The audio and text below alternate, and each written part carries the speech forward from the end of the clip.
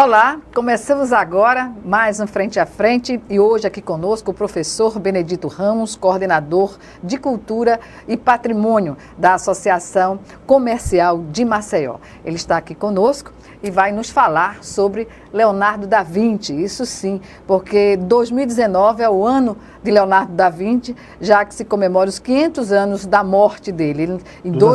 De nascimento.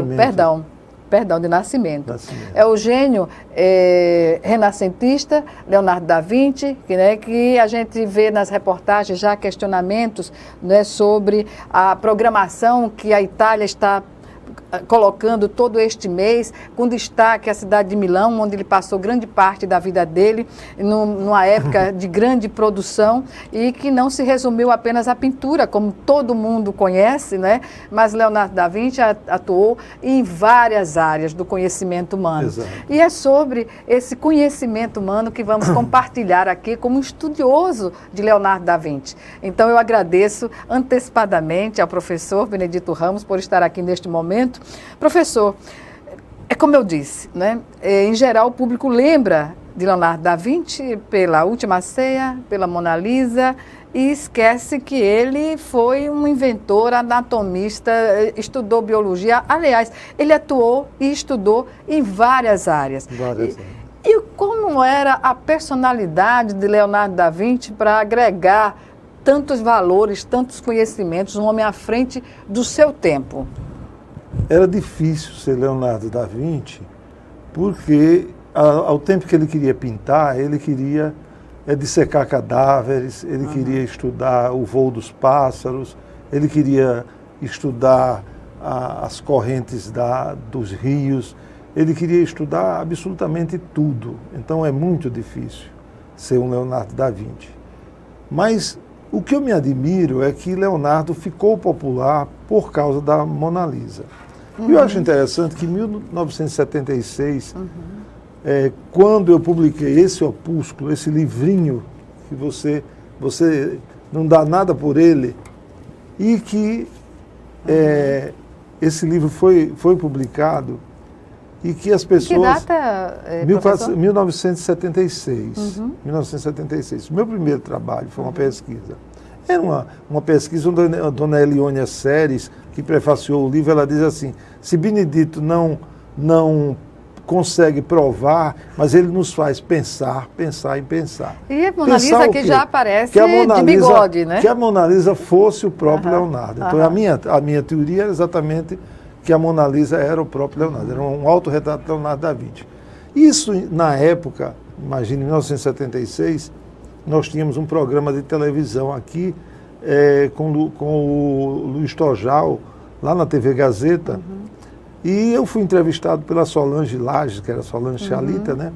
Era no Momento Cultural, e isso todo mundo em Maceió viu, e eu fiquei conhecido como o cara que disse que Mona Lisa era um homem. E logo depois o diretor do jornal de Alagoas, o Noaldo Dantas, me convidou para escrever para o jornal a partir dali.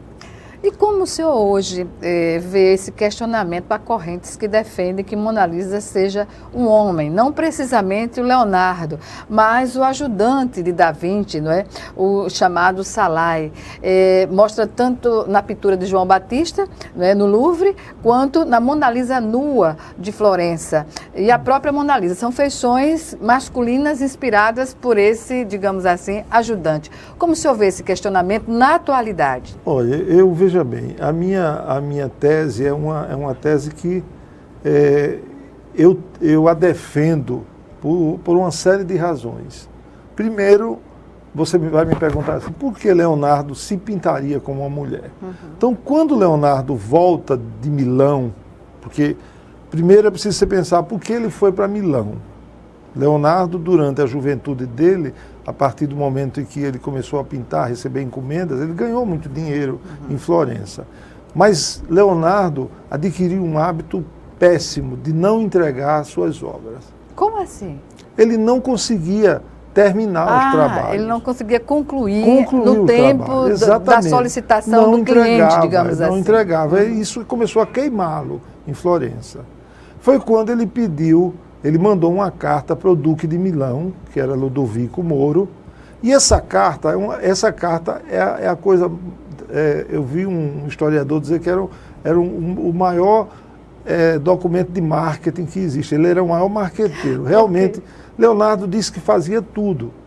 Ele disse, por exemplo, ele não se oferece como um artista, ele se oferece como um engenheiro militar, que ele nunca foi, mas que ele desenhava tudo. Tudo que você possa imaginar sobre a parte de guerra, essas coisas todas, ele desenhava. Tanques, tudo mais. Armamentos. Tudo. Ele dizia que tudo era ligado capaz... ao belicismo. Certo. Então ele dizia que era capaz de cavar um túnel e passar por baixo de um fosso de um castelo, invadir um castelo. Tudo isso. E nas épocas boas ele poderia pintar, poderia fazer isso, aquilo. Fazer inclusive um monumento ao pai de Ludovico, como tentou fazer e não conseguiu. Bem, ele passa 18 anos em Milão. E Milão está fazendo uma grande homenagem. E ele sai de especial. Milão quando ele percebe que Milão vai ser invadida pela França. Então ele começa, ele é muito...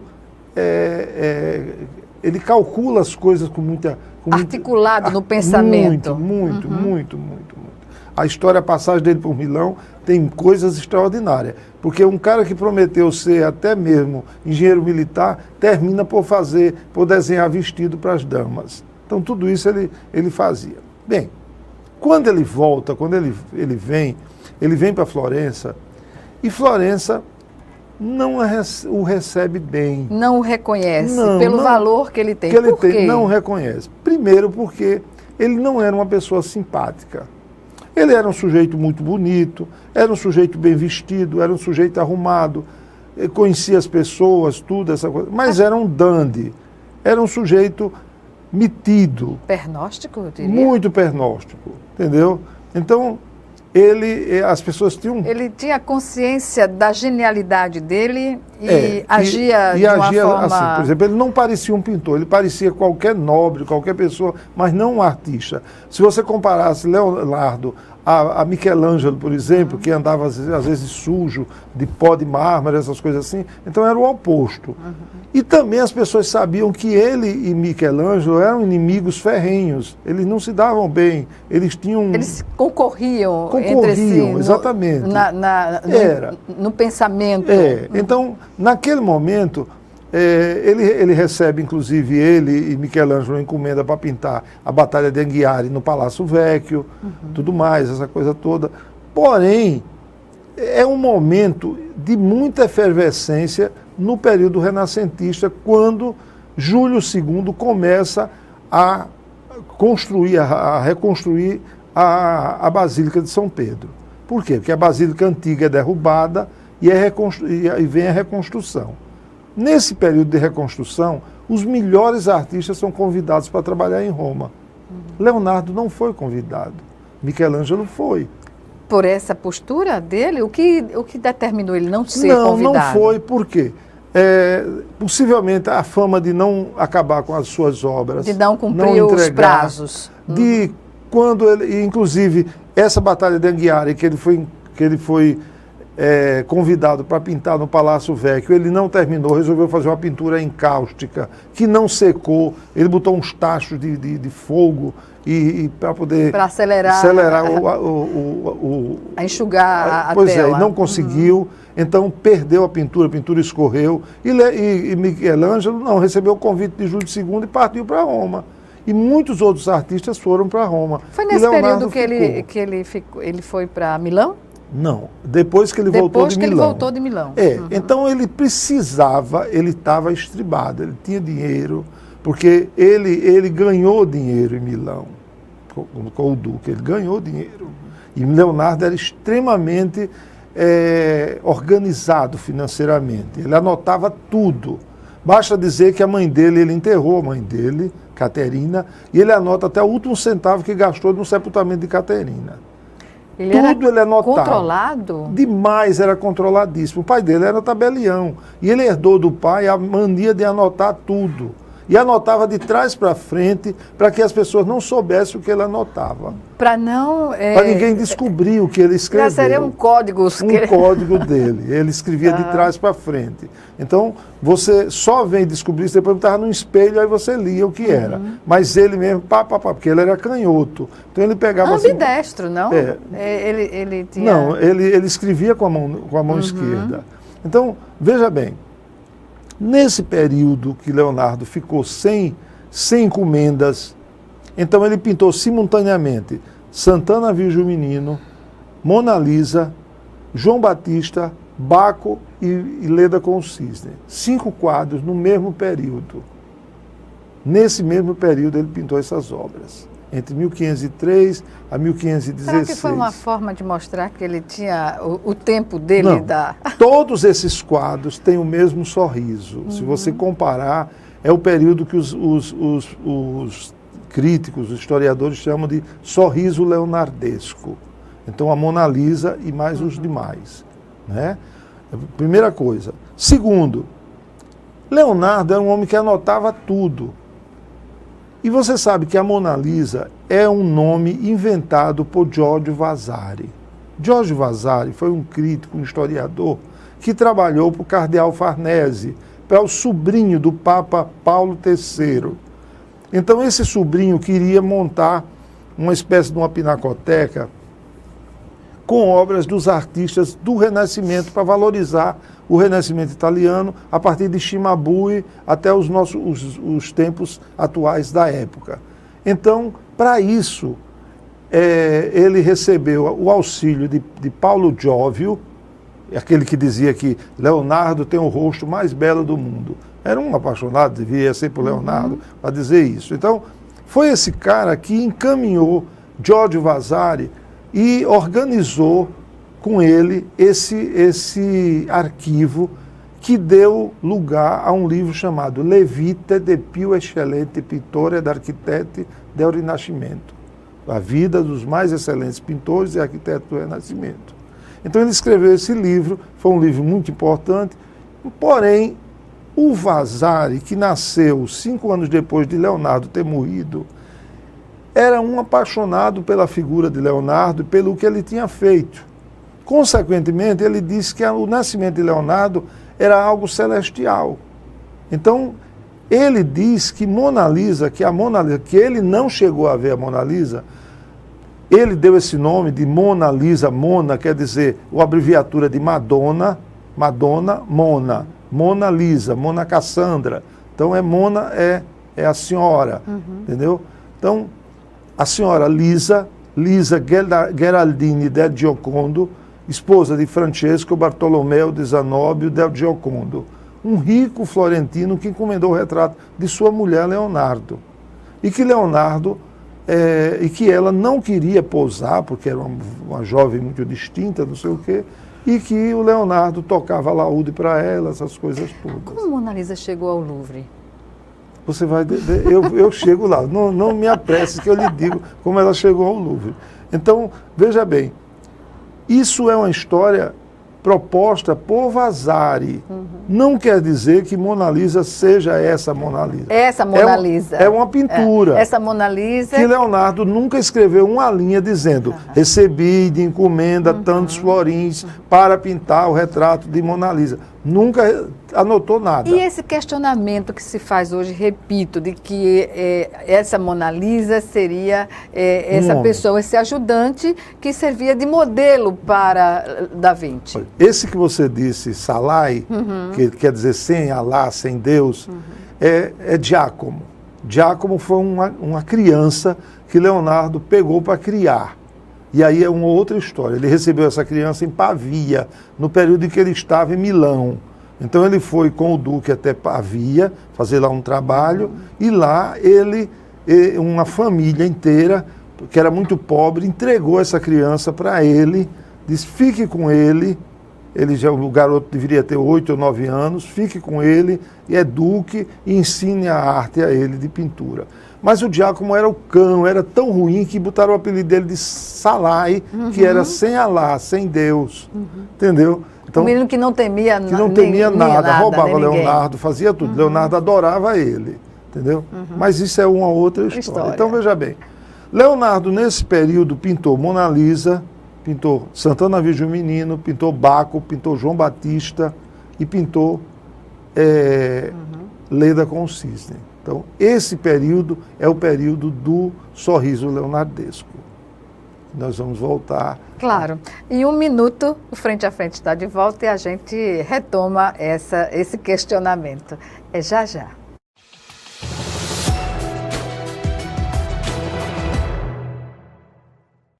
Ei, eu queria poder falar com você. Te falar desses últimos meses e como tudo tá melhor. Eu percebi que viver é incrível, mais do que eu imaginava. Ser pai era um sonho. E você me permitiu presenciar o nascimento da minha filha. Foi lindo. Pintei o quarto dela exatamente como imaginei. Antes de você, eu tinha medo de não conseguir estar presente quando esse momento chegasse. Queria te contar que, por sua causa, eu pude viver tudo isso. Provavelmente outras pessoas por aí querem te falar muita coisa também. Acho que você teria orgulho. Não só por mim, mas por ter feito algo tão nobre por pessoas que nunca viu. Eu só queria dizer obrigado. Obrigado por me dar mais tempo com a minha família. Obrigado pela sua doação de sangue. Doe sangue regularmente. Tem sempre alguém precisando de você. Procure o Hemocentro mais próximo e seja um doador.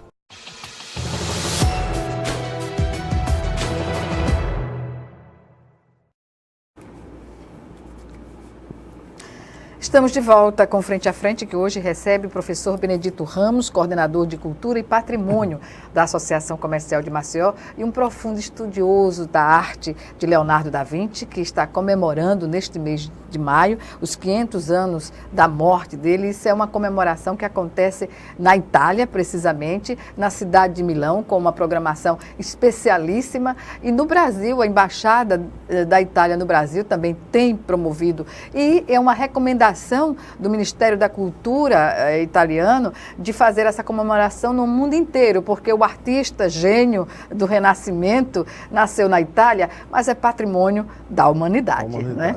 Portanto, professor, nós falávamos no bloco anterior, né, justamente sobre esse questionamento da era em que Da Vinci pintou a Mona Lisa com aquele sorriso. Né, davinciano, digamos assim. Né? Exatamente. E eu perguntava antes, e o senhor pediu para não atrapalhar, mas a curiosidade é grande. Como chegou Mona Lisa ao Louvre, à França? Qual foi a circunstância? Bem, a questão é o seguinte, ele pintava os 5 quadros simultaneamente, e naquele período, ele, como eu disse a você, ele tinha dinheiro para fazer isso.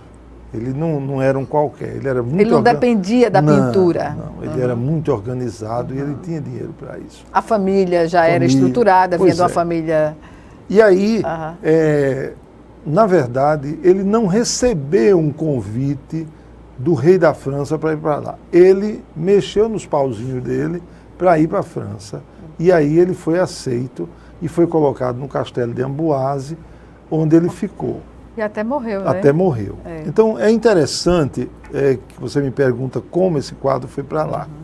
E eu, antes de lhe responder, lhe digo, como é que uma obra encomendada é levada pelo artista para a França? Para outro país. Então, quer dizer, a Mona Lisa, se era uma obra encomendada por Francesco Bartolomeu de Zanobio, ele pegou e levou para a França, né? Juntamente com outras obras como Santana Virgem Menino, Baco, João Batista, né, e Leda. João Batista que tem o mesmo sorriso de Mona Lisa. Exato. Todos têm o mesmo sorriso. Então, veja bem, ele levou para a França. Lá, ao morrer, ele fez um testamento. Nesse testamento, ele deixou, de bens mesmo, ele deixou uma vila que ele ganhou do tio Francesco. O tio Francesco era irmão do pai dele e casou-se já quase na velhice e não tinha filhos, deixou essa vila para Leonardo. Que Leonardo deixou para Salai, que era Giacomo, deixou para ele. Giacomo só usa essa vila durante um ano. E como ele era uma pessoa difícil, temperamento difícil, ele é assassinado no ano seguinte, o Giacomo. Enquanto viveu com Leonardo... Tinha proteção. Perdeu a Fazia. proteção, essa coisa toda, e morreu. Deixou para Francesco Melzi, que era um aluno também, os cadernos dele, os desenhos dele. Então, Francesco Melzi herdou todos os desenhos dele. E essa história desses desenhos de Francesco Melzi é muito interessante, porque isso ficou nas mãos de Francesco Melzi. Depois, o filho de Francesco Melzi começou a colar num livro grande, cada um dos desenhos ele colava. E depois não tinha mais onde colar, ele começou a colar um em cima do outro. E danificou. Então, isso foi achado no final do século XX, no início do século XX, na biblioteca ambrosiana, em Milão. Aliás, em Florença. Foi na biblioteca de Florença. Foi achado. E isso foi restaurado. E por incrível que pareça, um dos restauradores que participou se chamava Francisco Giovanni Battista Montini, que era o Papa Paulo VI, quando era seminarista, ajudou na restauração disso aí, que se tornou o Códice Atlântico, que era uma obra dos desenhos de Leonardo que hoje nós conhecemos. Então, veja bem, ele saiu. Só que os quadros ficaram com Francisco I, o Delfim. Entendeu? Então, isso aí é que eles foram primeiro para Fontainebleau, depois foram para o Louvre. Posteriormente foram para o Louvre. Então, foi por isso que a Mona Lisa, seguiu Santana Virgem Menino, João Batista, esses quadros foram para lá. Que, vamos dizer assim, a Itália poderia até reivindicar isso ainda hoje, a forma com que esses quadros foram para lá. Porque dizem que Francisco I se apropriou dessas obras. Né? Então, mas, na verdade, essas obras seriam italianas, seriam da Itália. Professor, pode-se dizer como era a personalidade de Leonardo da Vinci? Olha, Leonardo da Vinci... Do ponto de vista, perdão, interrompê-lo, Sim. Mas do ponto de vista da popularidade dele. Olha, ele não era um sujeito muito popular. Ele não era. Mas nas obras do Renascimento, as populações no mundo inteiro reconhecem Leonardo da Vinci. Reconhecem. Né? E, inclusive, no período renascentista, eles o reconhecem. Mas acontece que o Leonardo, por si só, se fazia distanciar-se. Veja bem, não é comum um sujeito sair à noite para um hospital para desenhar cadáveres. Para fazer desenhos de cadáveres. Então, dissecar os cadáveres e desenhar. E a ciência deve muito Não a ele, é comum um sujeito perseguir um condenado que iria ser torturado para ficar desenhando os seus últimos espasmos. Então, era uma pessoa incomum, Leonardo, porque ele fazia isso sem que houvesse no seu semblante qualquer modificação de comoção com aquela cena. Então, ele era uma pessoa assim. Então, agora... Fria. Fria. Então, ele tinha com ele uma quantidade de ajudantes, que era Francesco Melzi, Giovanni Boltraffio, tinha o Zoroastro, que era o mecânico, tinha Melzi, e era basicamente uma cozinheira... Entendeu? Algum fato inusitado para essa época? Olha, que envolva? O fato inusitado é o próprio Renascimento. Por exemplo, Leonardo não falava latim, quando, na verdade, a Itália tinha orgulho, eles tinham orgulho deles entre si, se dizer assim, nós somos os latinos. Então, eles falavam latim normalmente. Leonardo não falava outra língua senão o italiano. Leonardo se orgulhava de falar bem o italiano. No entanto, Kenneth Clark, um historiador norte-americano, diz que ele escrevia como uma criada. Escrever como uma criada não quer dizer que ele cometesse... O que significa na prática? Exatamente. Não quer dizer que ele cometesse erros de ortografia, mas não tinha uma não compunha uma literatura, vamos dizer assim... Adequada ao conhecimento dele? Nem diria assim, Como assim? Oficial, mas uma coisa mais elaborada? Como eu diria assim, mais... Nós tínhamos, por exemplo, uma linguagem menos vulgar, uma coisa mais... Mais acadêmica? Acadêmica. Ele não conseguia produzir um texto dessa natureza. Mas isso é uma contradição, não é? É uma contradição. Enorme, por exemplo, sobre o que ele produzia e que ele não conseguia contextualizar, digamos assim. Uma outra coisa, ele cometia erros primários de matemática. Quer dizer, apesar dele desenhar tanto, dele fazer tanta coisa, ele cometia erros de aritmética que eram absurdos. E a causa disso? Era porque ele não porque valorizava, ele era um homem não dava... empírico, ele não era um homem que tivesse estudado, ele não estudou. Leonardo foi colocado... Autodidata? Não, totalmente autodidata. Ele foi colocado, quando pequeno, no ateliê de André del Verrocchio, porque o pai dele viu que ele desenhava bem e poderia ganhar dinheiro com aquilo ali. Então colocou para estudar com Verrocchio, André del Verrocchio. E a primeira obra que ele fez com André del Verrocchio foi o Batismo de Jesus, que ele fez um anjo, que aí também é a lenda que conta, muitas lendas sobre Leonardo da Vinci. Uma delas é que o anjo era tão bonito que Verrocchio deixou de pintar, que eu acho isso improvável. E Leonardo da Vinci não se sabe da vida, da divisão da vida pessoal dele. A vida pessoal, primeiro, ele não era um sujeito religioso, ele não ia à missa, ele não tinha relações... Tem uma fonte de conhecimento sobre os passos da pessoa, né? Olha, veja bem, eu tenho em casa os cadernos de Da Vinci, que eu comprei há muito tempo. Por causa dessas pesquisas eu tinha muita coisa, então já tive até muito mais. Nos cadernos de Da Vinci, você descobre o seguinte: os livros dele, todos que ele tinha em casa, eram emprestados. Não era, na verdade, ele não comprava. Ele não comprava. Ele era mas não era pela condição. Era emprestado. Mas ele fazia questão seguro, de anotar de quem era o livro. Era de fulano de tal, biblioteca de Florença, não sei o quê. Ele anotava tudo. Então ele tinha uma Bíblia em casa, que ele lia tudo, essa coisa toda. Mas ele não era religioso, ele não ia à missa, ele não tinha diálogo com padre, com freira, com qualquer coisa assim. Há um desenho dele vendo um frade sendo enforcado que se atribui à morte de Savonarola, de Girolamo Savonarola, não é? Que era aquele frade que falava sobre o excesso no Renascimento, né? O excesso da... Pois bem, mas então Leonardo da Vinci com aquela compleição física, que ele era um homem alto, né? Tinha mais de 1,80 m, tinha ombros largos. Eu diria que a Mona Lisa, se você olhar para ela não é muito feminina. Não é mesmo. Não é, ela não é feminina. É verdade. Entendeu? Então ele tinha aqueles ombros largos, aquela coisa toda. Agora, a despeito de tudo isso, ele tinha uma voz fina e estridente.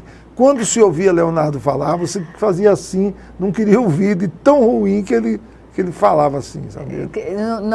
Não era compatível com o corpo dele, não era compatível, entendeu? Então, tinha aquela voz estridente e cabulosa, então quando ele se irritava, era pior ainda. Então, dentro daquela condição de supremacia pela genialidade já estabelecida, né? Pois é, mas ele, na verdade, ele se vestia como os nobres renascentistas. Então, diante de todos os artistas da época do renascentismo, ele, de certa forma, era visto de uma forma diferenciada. Pelos demais artistas. Eu diria que sim. Todo mundo olhava Leonardo com uma certa reserva por conta disso aí. Então, o Renascimento, talvez seja interessante a gente tratar disso no terceiro, falar sobre o Renascimento, o que era o Renascimento, o que é que representava, porque é um momento da vida das pessoas que elas sabiam o que estavam vivendo. Exato. Então, tinham conhecimento, interagiam. Exatamente. Vamos então chamar o nosso terceiro bloco, do nosso terceiro intervalo, o segundo intervalo para o terceiro bloco do nosso programa, melhor dizendo. A gente volta em 1 minuto.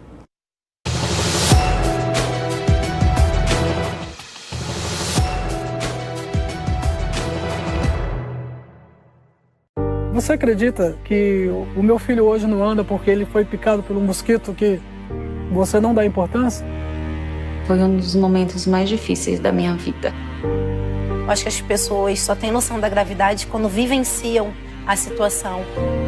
O perigo é para todos. O combate também. Faça a sua parte. Com ações simples, podemos combater o mosquito.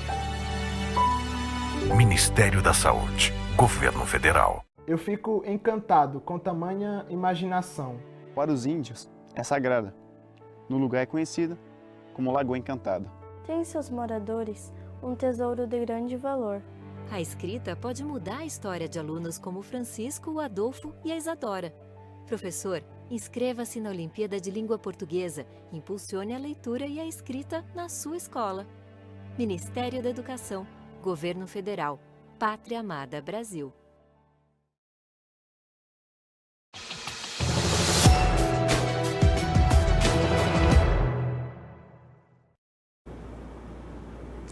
Estamos de volta com o Frente a Frente, que hoje recebe o professor Benedito Ramos, ele que é coordenador de Cultura e Patrimônio da Associação Comercial de Maceió, e hoje nos fala sobre os 500 anos da morte do gênio renascentista Leonardo da Vinci, que é comemorado na Itália, que são comemorados, né, os 500 anos na Itália, na cidade de Milão, onde ele produziu em grande parte dos 18 anos de vida, ele passou lá produzindo sua arte, e não só a arte pictórica. Leonardo da Vinci foi um gênio que atuou em várias áreas. E aí, professor, que já esteve na Itália também, que foi motivado a aprender italiano, indo para a Itália a partir de Leonardo da Vinci, dos estudos de Leonardo da Vinci, o que dizer dessa genialidade, não é? Numa época em que as pessoas estavam voltadas para uma atividade, aí chega Leonardo da Vinci e diz que entende praticamente de tudo. Como isso é absorvido pela sociedade da época? Olha, eu acho que eu sou um sujeito, parece que tiro o gosto que a humanidade tem em qualificar Leonardo em tudo isso. Mas todo aquele que, na verdade, não é um letrado vindo de uma academia, ele não é considerado do seu tempo. Então, Leonardo, ele desenhou tudo isso aquilo. Não é um preconceito, não, né, professor? Não é um preconceito, não é de forma alguma. É uma realidade. Mas no que isso diminui o que ele foi enquanto gênio do renascentismo? Porque, na verdade, Leonardo, ele desenhava... ele dissecava cadáveres, desenhava, ele abria o útero de uma mulher morta, fazia o desenho e tudo mais, ele sabia, ele tinha pleno conhecimento, mas isso não foi utilizado, veja bem, é isso que você precisa... Não teve produção científica, digamos assim. Nesse sentido, não é? Então, as peças de guerra que ele criou, na verdade, só vieram ser construídas depois de muito tempo que a Itália resolveu construir algumas dessas peças dele, inclusive a questão, por exemplo, do helicóptero, que na verdade é um arremedo de helicóptero, de como seria o helicóptero. Bem, mas de fato... asa delta, essas coisas todas que ele teria feito no estudo do voo dos pássaros, essas coisas. Então, eu me surpreendi, eu lhe digo com seriedade, eu me surpreendi na Itália, quando eu estive em Milão, né? Eu fui no bairro do Navilho, então é um bairro boêmio de Milão, muito interessante, e eu cheguei no Rio e olhei assim, havia uma barca no leito do rio, sem água nenhuma, e havia umas pessoas varrendo com vassoura, e eu cheguei a perguntar assim, por que estão varrendo? Como é que fazem isso? Eles disse, não, eles fecham as comportas. Então eu fiquei admirado porque a gente tem um salgadinho aqui, ninguém nunca inventou nada parecido, né? Para limpar o rio daquele jeito, né? Eu disse, qual foi a administração? Pensando em prefeitura e alguma coisa assim. O cara disse, não, isso é uma obra da época de Leonardo da Vinci. Então um homem visionário, né, à frente do seu tempo. Então, né? veja bem, mas vamos lá. Uma obra que se sustenta mais de 400 anos, naquela época, em 1994, É claro que há uma boa dose de orgulho do milanês em relação a Leonardo, porque era italiano. Mas eu, pessoalmente, não creio que seja isso que sustentasse o navio, aquele rio, né? que muitas vezes já cobriu Milão com água, essa coisa toda, já houve enchentes, essa coisa toda, fosse totalmente de Leonardo. Você está entendendo? Entendi. Mas o cara tinha orgulho de dizer isso. Isso é uma E ele produziu muito em Milão, né? Entendeu? Também. Pois é, então isso Pra aí... cidade. Então isso aí é muito bonito, é muito interessante a gente ver. Mas o que dizer de uma figura, né, que atuou na matemática, mesmo não tendo aquelas habilidades, como o senhor colocou, né? Cientista, pintor, escultor, arquiteto, botânico, poeta, músico, inventor, anatomista, enfim... Enfim, tudo. Tudo. Mas eu quero dizer o seguinte, que se você olhar a produção artística de Leonardo, é muito pouca. Ele poderia ter produzido arte muito mais do que todos aqueles artistas. E há quem até questione o fato de a obra-prima dele, a Mona Lisa, não ser tão impactante quando se depara com a obra lá onde está no Louvre. Eu acho que o impacto que Mona Lisa traz é o mistério que é Mona Lisa. É o mistério. Do sorriso. Foi um quadro roubado, não é? No início do século XX ele foi roubado, depois o cara devolveu. Essa coisa toda que faz a obra ser imaginário. O imaginário. Depois ela vive coberta com vidro, a prova de bala, essas coisas todas. Mas acontece que a Pietà também. Agora, veja bem, é importante a gente ver o homem Leonardo, que tempo ele vivia. Veja bem. O que representou não é? O renascentismo? O Renascimento saía da Idade Média, quer dizer, 1000 anos, digamos assim, de obscurantismo, né, num período fatalista, num período onde Deus era o centro do universo, tudo era pecado, tudo era passível de morrer na fogueira, essa coisa toda, e vem quer dizer, num período onde a lei de Santo Agostinho prevalecia. Eu preciso ter fé para poder compreender. O Renascimento é o final da Idade Média que se diz, eu preciso compreender para poder ter fé. Não é isso? Inverte. O inverso. Então, o Renascimento é o período do antropocentrismo. É o homem que é o centro do universo. Não é mais Deus. O povo italiano, naquela época, queria fazer com que a Itália voltasse ao período romano. Porque eles achavam que o Renascimento fez perder todo aquele crescimento, que se Roma não tivesse caído, seria o apogeu. Entendeu? Então, o maior o período do Império Romano tinha sido o auge, assim, entendeu? Da humanidade, da civilização, essa coisa toda. Eles queriam voltar a isso. Então, eles sentiam isso. Pompeia que queriam, né? Então, o Renascimento era um idealismo. Tanto que quando o Renascimento passou a virar escola, se tornou maneirismo. Mas enquanto ele era uma questão pessoal, você vê, por exemplo, um artista renascentista, se ele fosse pintar você, ele ia pensar na paisagem toda. Você olha, por exemplo, aquela obra de Leonardo, Anunciação. Você não vê apenas o anjo e Maria, você vê uma paisagem inteira, você vê uma montanha, você se perde na imensidão da paisagem do quadro. Entendeu? Então, todas as obras, por pequenas que fossem, havia uma necessidade de se mostrar o universo que eles viviam. Contextualizava. Contextualizava. Então, você veja, isso é importante. Então, o homem do Renascimento era um homem muito, muito com a ideia de que ele, naquele momento, era importante. Leonardo se sentia um homem renascentista. Eu diria que Leonardo é um homem puramente renascentista, mais do que talvez muitos pintores que não foram, que não alcançaram, que apenas viveram o Renascimento, mas não viveram com a intensidade de Leonardo. Agora, é curioso observar que um homem que não ia à igreja e se notabiliza com uma pintura da Última Ceia. Sim, perfeitamente. Muito interessante. Inclusive, eu não creio, eu não aceitei o livro O Código da Vinci, justamente porque eu não vejo Leonardo uma figura voltada ao como é que chama? A uma coisa hermética, ao hermetismo. Ele não é voltado ao hermetismo, ele não é um espiritualista, ele não é um pensador na essência do pensamento. Você está entendendo? Então ele não vê Deus da forma que a gente via. Você está entendendo? Entendo.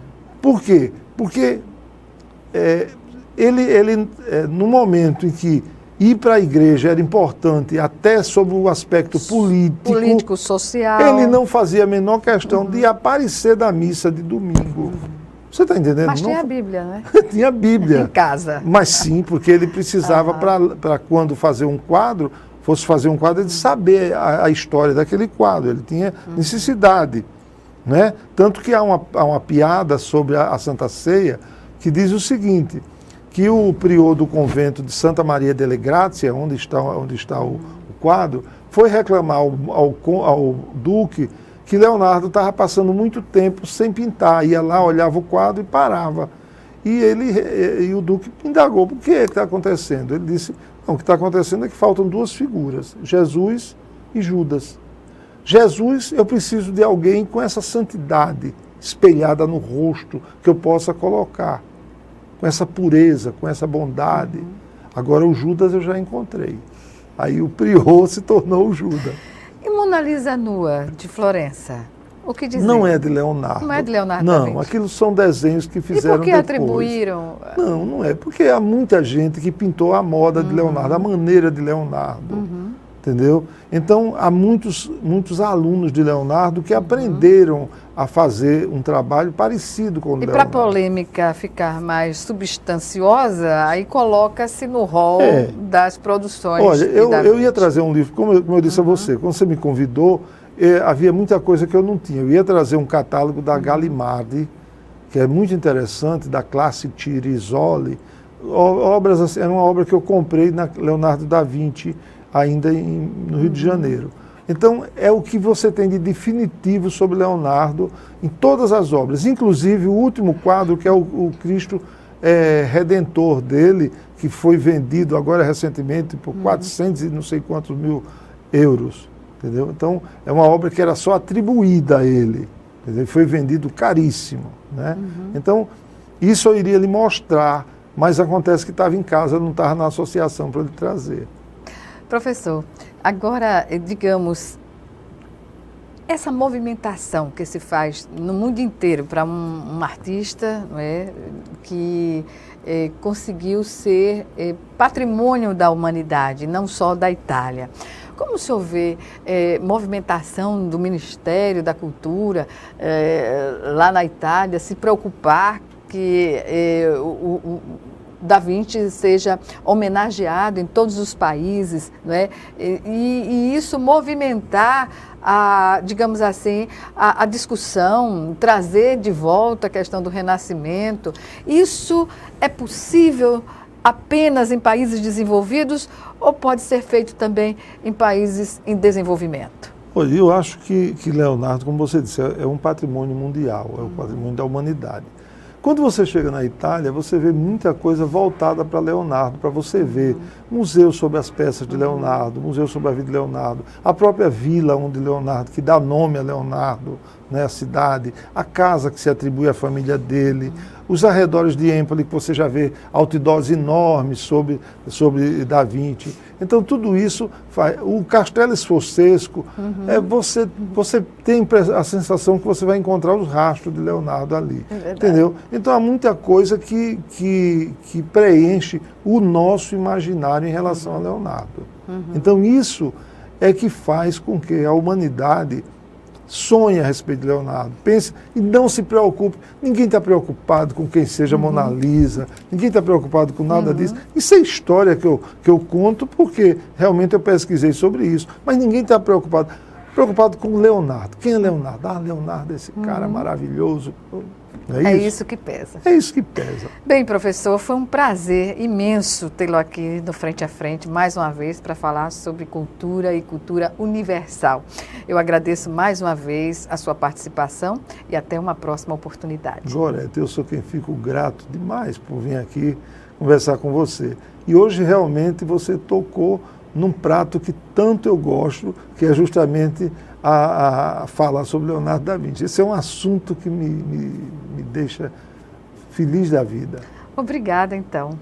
Eu também me sinto satisfeita, digamos assim, em ter acertado de chamá-lo para falar sobre o assunto. Obrigada. Obrigada a você também que nos assistiu e até o nosso próximo encontro aqui, Frente a Frente, também com você.